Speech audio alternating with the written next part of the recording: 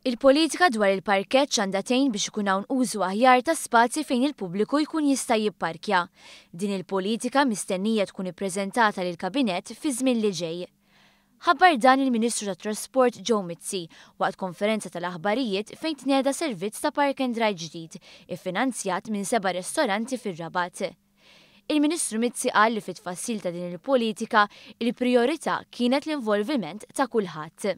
Kif kont qalet qabel kienet lesta tista' tgħid, però mbagħad kien hemm xi tetajiet li xtaqgħu jerġgħu rivedu xi affarijiet, iddiskutejna magħhom, ma supervjajniex għadna li qalqet jifieri, iddiskutejna magħhom għax din xi ħaġa sensittiva u li għamilna id-diskussjonijiet magħhom hemmhekk issa tista' tgħid li wasalna biex jiena nippreżenta l-mimo lill-Kabinett biex imbagħad toħroġ għall-pubbliku għall-konsultazzjoni.